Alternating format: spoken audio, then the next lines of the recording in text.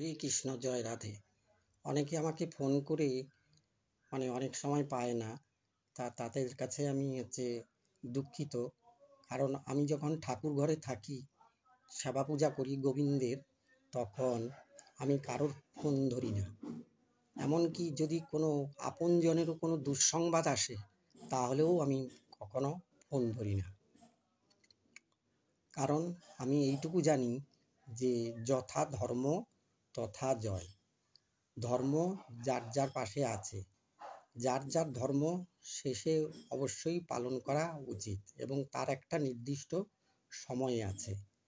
আমি যদি এখন সকালবেলার পুজো যদি দুপুরবেলা করি, তাহলে দুপুরবেলার পুজো যদি সন্ধ্যাবেলা করি, তাহলে ভগবানের কৃপা লাভ তো অবশ্য করবই না, আরও আমার জীবনে আরও নানা রকম বিপদ আপদ আসবে।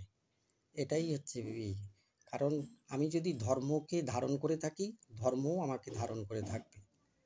আর তাকে যদি ভালোবাসি, তাহলে অবশ্যই সেই ভালোবাসা বা বিপদ আপদ থেকে রক্ষা পাবো আমি আবার ফিরে। কারণ গান্ধারী দুর্যোধনকে বলেছিল যে, দুর্যোধন এখনো সময় আছে, করো কৃষ্ণ চরণে সমর্পণ।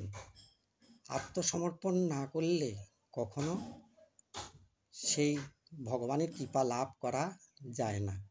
তাই আত্মসমর্পণ করতে হবে ভগবানের চরণে অবশ্যই। আর গান্ধারী দুর্যোধনকে বলেছিল যে, দুর্যোধন, তুমি যে এত কূটনীতি বুদ্ধি ব্যবহার করো বা দুর্নীতি দুরাচারী যে কাজকর্মগুলো করো, তার জন্য তোমাকে শাস্তি পেতে হবে। আর সময় থাকতে তুমি সেই কৃষ্ণ চরণে সমর্পণ করো আর নিজের স্বধর্ম পালন করো। তাই প্রত্যেককে অনুরোধ করব, যার যার স্বধর্ম সে অবশ্যই পালন করবেন। তাই আমি তো যেহেতু একজন ব্রাহ্মণ বা সেবায়েত, তা সেজন্য আমার কাছে আগে ধর্ম, তারপরে অন্যান্য কাজ। তার জন্য সেই গান্ধারী দুর্যোধনকে বলেছিল যে, দুর্যোধন, তুমি যাই করো না কেন কৃষ্ণ চরণে সমর্পণ করো, কারণ যথা ধর্ম তথা জয়।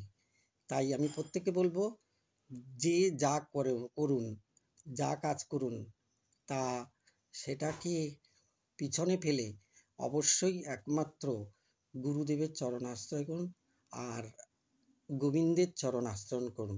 জগৎগুরু, সেই জগৎগুরুকে আশ্রয় করে তার সেবা পূজা সমস্ত কিছু অবশ্যই সঠিক সময়ে করবেন।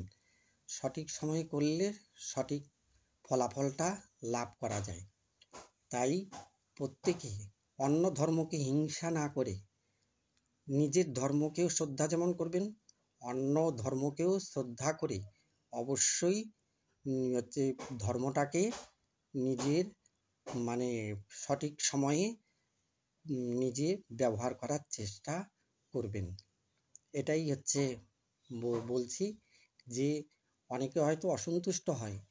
তাই আমি সেবা পূজা করার সময় বা মন্দিরে থাকার সময় যত বড়ই দুঃসংবাদ আসুক না কেন, আমি কারোর ফোন কখনো রিসিভ করি না।